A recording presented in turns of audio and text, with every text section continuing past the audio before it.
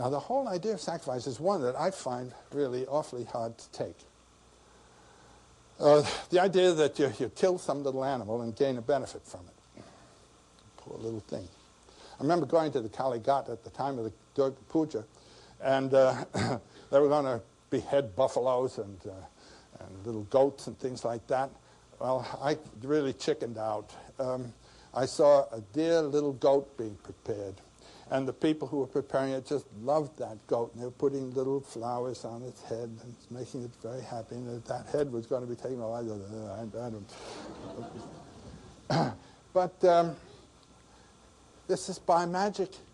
You're doing what the world does, and so you're going with it. You know the rule, if you're falling, dive. Do the thing that has to be done. And so there's this passion for sacrifice. But there's an earlier idea of sacrifice that's connected also with jungle people and with agriculturalists generally, not in the sophisticated way of the Indian, but just when you go through the jungle, you see rotten trees, and out of them comes fresh green sprouts. Life comes out of death. So create death and you'll create life. That's the frightful, really horrendous, demiurgic approach to things. And with the Indian idea, this was accented. So we've come to this translation of myth into philosophy. The world is an ever-burning fire, and feed that fire. You feed that fire by the priestly sacrifices. But now comes the second stage in this philosophizing, the stage known as the Upanishads.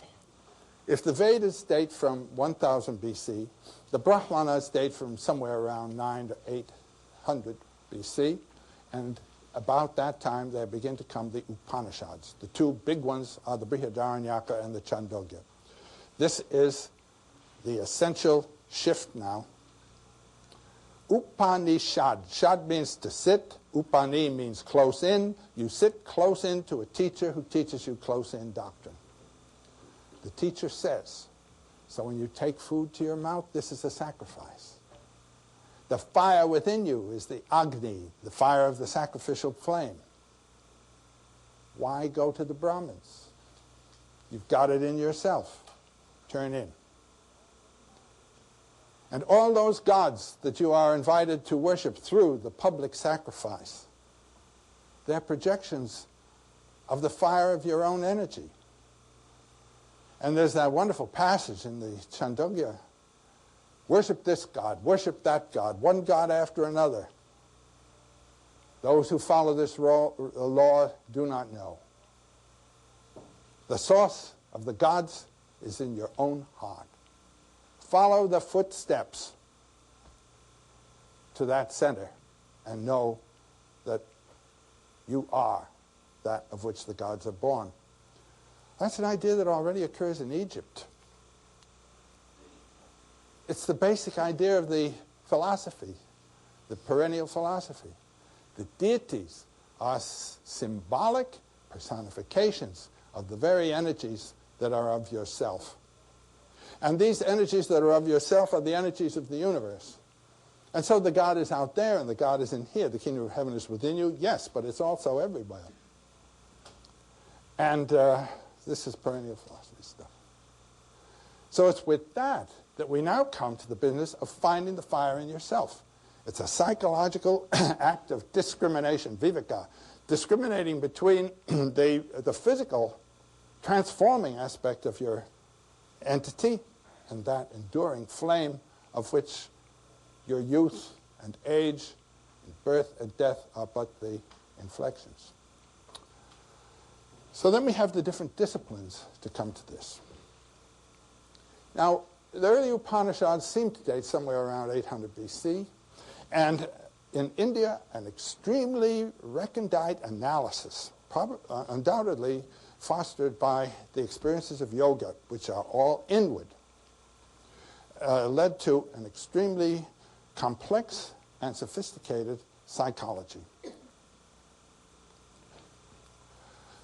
This is known as the Sankhya philosophy, S-A-N-K-H-Y-A, the Sankhya. It's an analysis of the psychology of the inward being.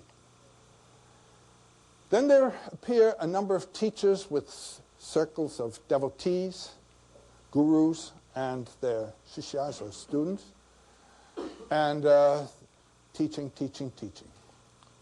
Now, the teacher properly is one who has found and identified himself with that fire.